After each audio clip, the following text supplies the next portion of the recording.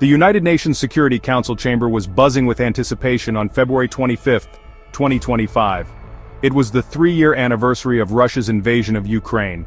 All eyes were on the United States delegation as they prepared to present a draft resolution. What unfolded, however, sent shockwaves through the room and far beyond. The United States, in an unprecedented move, sided with Russia on a resolution regarding the ongoing war in Ukraine. The resolution itself was surprisingly vague. It lamented the loss of life caused by the conflict. It called for a swift end to the fighting. What it didn't do was condemn Russia's actions or explicitly mention Ukraine's sovereignty. This omission spoke volumes. The vote breakdown further underscored the growing divide on the world stage. 10 countries voted in favor of the resolution. These included not only the United States and Russia, but also nations like North Korea and Belarus. France, Britain, Denmark, Greece, and Slovenia chose to abstain.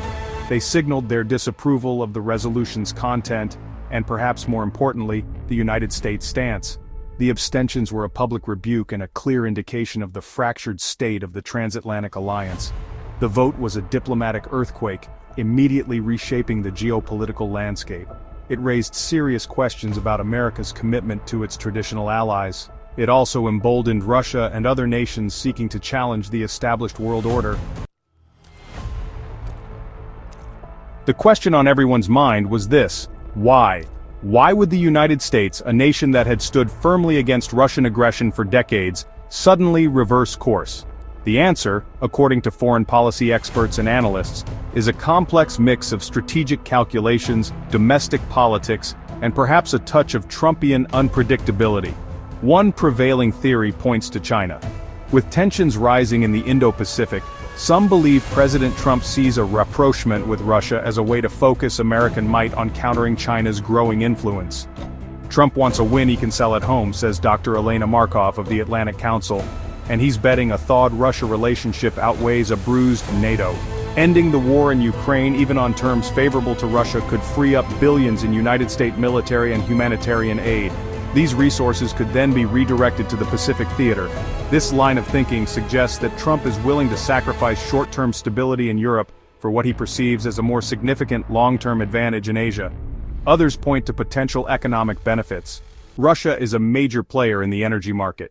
A closer relationship could translate into lower energy prices for American consumers, a key concern for Trump as he gears up for a re-election bid. Cooperation on countering Iran, another shared interest between the United States and Russia, may also be on the table. The Trump administration, however, has remained tight-lipped about its motivations, adding to the sense of uncertainty and unease among allies. The reaction from Europe was swift and unambiguous condemnation. French President Emmanuel Macron, who had attempted to broker a peace deal between Russia and Ukraine, expressed deep regret at the United States decision. France had even proposed amendments to the resolution, seeking to reaffirm Ukraine's territorial integrity, but these were rejected by the Trump administration. British Prime Minister Dame Barbara Woodward echoed Macron's sentiments, emphasizing that Ukraine must decide the peace terms, not have them imposed by outside powers.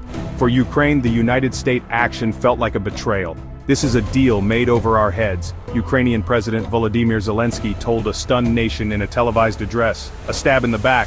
His words resonated across social media, with #betrayal trending worldwide as Ukrainians and their supporters expressed their anger and disappointment.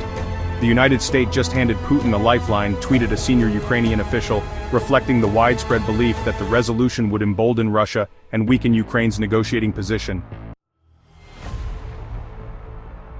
The repercussions of the United States decision extend far beyond the immediate crisis in Ukraine. The vote exposed a dangerous rift within the UN Security Council, the body tasked with maintaining international peace and security. It has raised serious questions about the UN effectiveness in addressing global challenges. The Council's credibility is on life support, tweeted a UN insider, a sentiment echoed by diplomats and analysts around the world. With the United States and its traditional allies at odds, the door is open for Russia and China to exert greater influence on the world stage.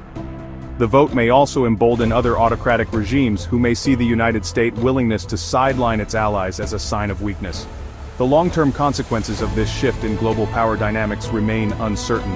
However, one thing is clear: the world is entering a new and unpredictable chapter. The United States decision to side with Russia on Ukraine has shaken the foundations of the international order.